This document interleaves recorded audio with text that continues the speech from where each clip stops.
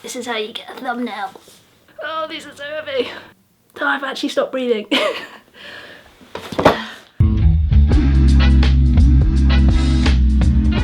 Hey guys, and welcome to this vlog where I declutter all my magazines. Now let me set the scene for you guys. Ever since I was a kid, I used to love reading magazines. I used to get magazines about dinosaurs, about football, where you could get the little football stickers. As I got older, I started buying magazines about music and film.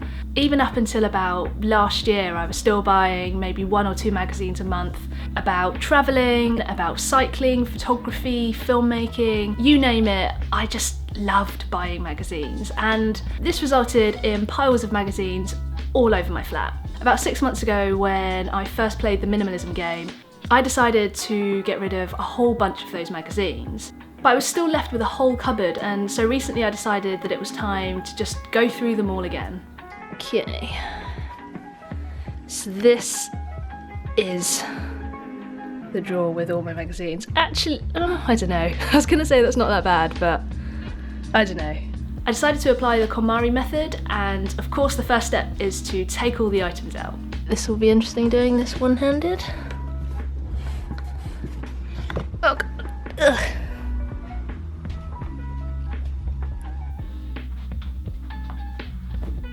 I mean, I'm not going to do this with one hand for the entire time, that would just be ludicrous, so I'm going to put this camera down. So I took all the magazines out and put them on my bed.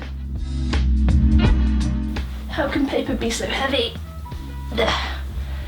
Okay, so I've taken all the magazines out. I've left my comic books for the time being, because I have a lot of other comic books in other places and I feel like that all needs to go together, so is that a bad idea?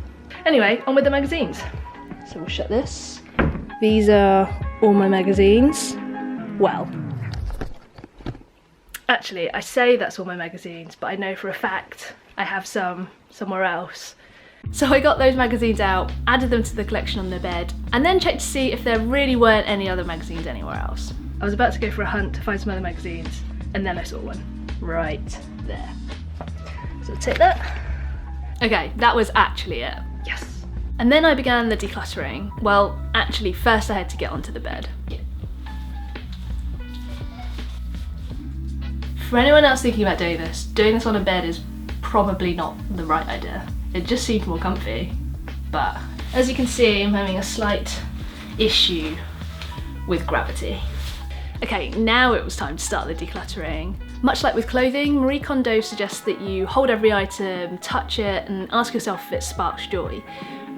With books and with magazines, she really doesn't recommend that you read them, because it can cloud your judgment and move the emphasis away from how you feel about that item to thinking that you need it.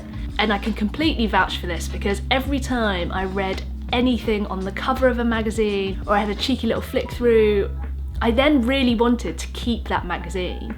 So don't do that, because I promise you it makes the process so much harder.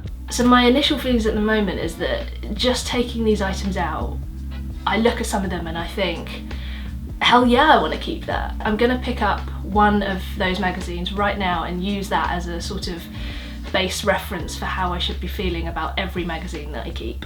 And that is, where is it? These magazines called The Ride. I don't think they're made anymore. I think the guys who made them only made 10 issues. They're all about cycling, but the articles in them are fantastic. I thoroughly love reading these. However, I haven't read a lot of the issues, I've just bought them.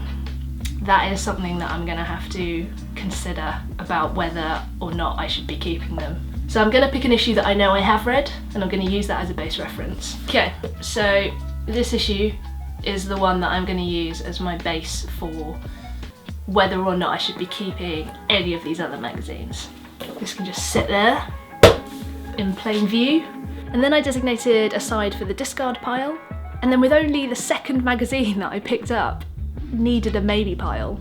These I think I'm gonna have to come back to. These are other issues of the Ride journal, which is very difficult for me to let go. So I'm gonna put these in a maybe pile. So I made that maybe pile behind me and then proceeded to pick up, talk about and flick through almost every single magazine, despite the fact that Marie Kondo really doesn't recommend doing this.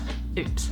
You see, the thing that I found the hardest about decluttering these magazines was that when I was holding them, I really wanted to read them, but I also felt like I didn't have the time to read them there and then, so it was a real case of one day I will read this. But realistically, I know that the chances of that one day is probably never gonna come. Really, I was holding onto these magazines out of guilt. Guilt that I'd spent all this money on them and guilt that I then hadn't read them. So I kind of became a bit stuck.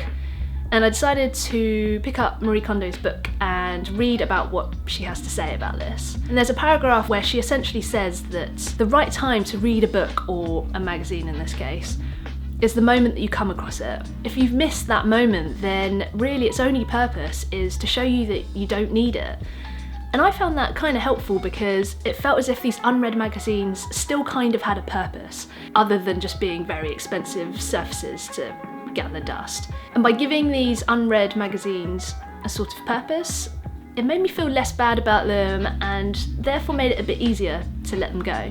Okay, so shout out to the Church of London who make Little White Lies and Huck. I absolutely love your magazines, however, they're currently not sparking me joy. Well, these issues are currently not sparking me joy. Your current issues would probably spark a hell of a lot of joy. But with these old ones, I'm afraid they're gonna get recycled. So I continued going through them all, showing nice covers to the camera, and it just got easier and easier to identify which ones sparked joy and which ones didn't. And then I came back to my maybe pile, threw a few more out, and this is what my cupboard looks like now. This is what we're left with. These are all the magazines that I'm keeping. These are my comic books and graphic novels that I will sort in another vlog. And then here we just have 2 empty shelves. Amazing. So in total, I got rid of 108 magazines and I kept 17, which I'm really proud of myself for. Those 17 comprise of magazines that spark joy in areas like cycling, film, design, and positive news. It would be ironic if positive news didn't spark joy, because this magazine is just filled with articles about good things happening in the world. It's an incredible one and I highly recommend it. So my final tip for this vlog would be to get rid of the stuff that is in your discard pile as quickly as possible. In this case, it meant taking those 108 magazines down to the recycling bin at the end of my road. If you're wondering, that took me 3 trips with 2 bags at a time. Because what I found is that if you keep your discard piles in bags somewhere, they tend to just stay there for a while. You don't really get to revel in the extra space that you've acquired. So the rhetoric from my first ever minimalism vlog still stands: just get rid of your shit. So thank you so much for watching. I hope this vlog has been helpful. You can apply all of the things that I did for my magazines to books as well. Let me know in the comments below if you've also been decluttering magazines or books. Let me know how that's going. Please subscribe, give us a thumbs up if you'd like to, and I will see you in the next vlog. Oh my god, it was so expensive. This magazine cost me £15 and I never read it. I'm gonna have a quick sneaky flick through. Don't judge me.